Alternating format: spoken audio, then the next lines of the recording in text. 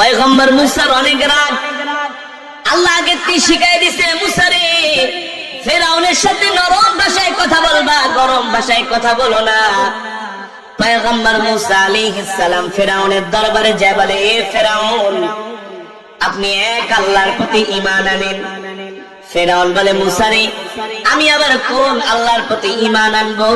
আনা রব্বুকুমুল আলা, আমি তো বড় খোদা। নাউজুবিল্লাহ বলেন।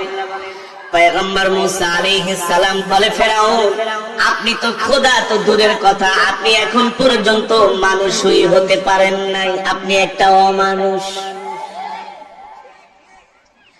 ফেরাউন বলে, মুসা এত বড় সাহস, আমার রাজপ্রাসাদে আইসা তুমি আমাকে অমানুষ বললা? বলে, হ্যাঁ, যে আল্লাহ আপনাকে খাওয়ায়, যে আল্লাহ আপনাকে পালে, সেই রবকে আপনি রব মানেন না? যে এই দুনিয়ার জমিনে আল্লাহর রিজিক খায়া, আল্লাহর দেওয়া অক্সিজেন গ্রহণ করে যে আল্লাহকে আল্লাহ মানে না। আল্লাহ বলতেছেন, উলাইকা কাল আনআমি বাল হুম আদাল, তারা চতুষ্পদ জন্তুর চাইতে আরো নিকৃষ্ট। আল্লাহর কোরআন ঠিক কিনা বলেন? আমাদের কথা না। পয়গম্বর মুসা বলে, ফেরাউন আপনি এখন পর্যন্ত মানুষই হইতে পারেন নাই, আপনি তো খোদা হবেন দূরের কথা। ফেরাউন ডাক দিয়ে বলে, মুসা রে মুখ সামলে কথা বলো, তুমি কি আমার ক্ষমতা সম্বন্ধে জানো না? মুসা আলাইহিস সালাম বলে, আমি আপনার ক্ষমতা সম্বন্ধে জানি, আপনি কি আমাকে চিনেন না? আমি কিন্তু আপনাকে ছোটবেলায় একটা থাপ্পড় মারছিলাম। কথা বলেন, কথা বলেন।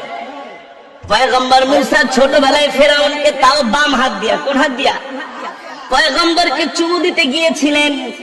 আল্লাহ তাআলা বলে, দেখ আমার ক্ষমতা, আমার কারিশমা কাকে বলে।